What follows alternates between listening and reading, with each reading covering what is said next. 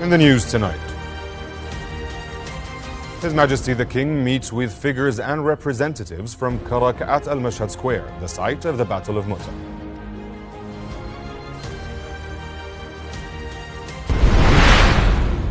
The Minister of Government Communications says the future of media depends on safeguarding the digital space from hate speech and misinformation.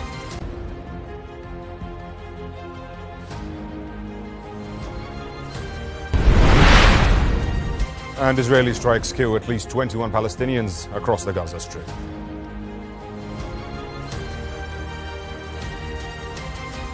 Good evening. His Majesty King Abdullah has stressed the need to develop a plan to preserve Karak Castle and breathe life into the streets and buildings of the old city.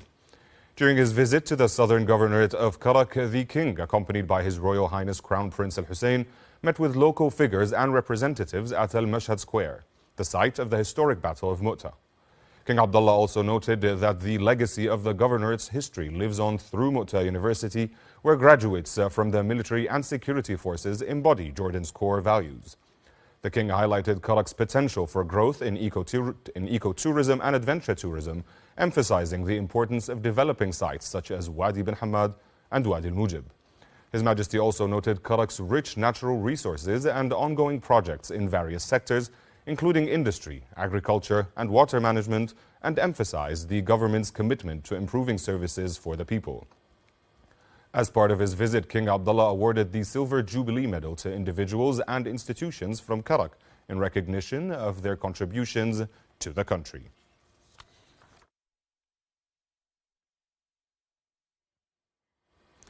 Ahead of the meeting at Al-Mashhad Square, King Abdullah, accompanied by Crown Prince Al-Hussein, visited the Arab Potash company and inaugurated the Research, Development and Innovation Center. The center aims to conduct studies to enhance the company's products, as well as those of its subsidiaries and related industries, while also exploring investment opportunities in Dead Sea minerals. His Majesty also launched new projects for the company at a total cost of nearly $450 million, including the main pumping station, the granular potash plant, the first phase of the eastern expansion, and the operations and logistics center.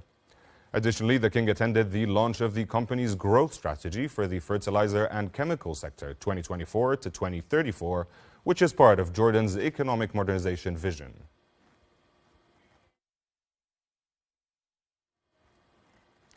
Coinciding with His Majesty's visit to Karak, Prime Minister Ja'far Hassan toured the Prince Faisal Sports City project in the governorate to review progress on its first phase.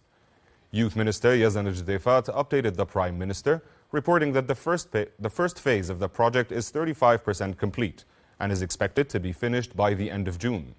To speed up progress, the Prime Minister has directed that funding be secured to begin the second and third phases immediately, aiming to finish the entire project by June rather than waiting until next year. Members of the Senate have approved the formation of 16 permanent committees during a session chaired by Senate President Faisal Al-Faiz. Additionally, they agreed to establish temporary committees for the National Youth Dialogue Initiative and for people with disabilities.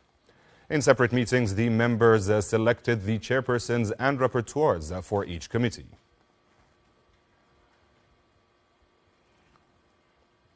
Minister of Government Communications and official spokesperson Mohammed Al-Momani has inaugurated the World Social Media Forum in Amman, marking a significant step for the future of digital media.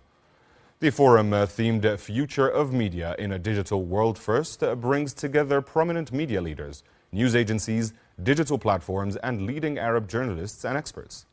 In his opening remarks, Momani addressed the key challenges facing digital media, including the spread of hate speech, fake news, and misinformation.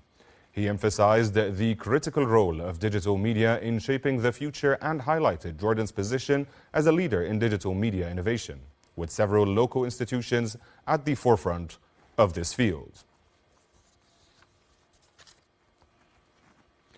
Israeli military strikes killed at least 21 Palestinians across the Gaza Strip. 6 people were killed in 2 separate airstrikes on a house and near the hospital of Kamal al-Udwan in Beit Lahia in the northern Gaza Strip, while 4 others were killed when a strike hit a motorcycle in Khan Yunis in the south. In Nusayrat refugee camp, Israeli planes carried out several airstrikes, destroying a multi-floor building and hitting roads outside mosques. At least 11 people were killed in some of those strikes.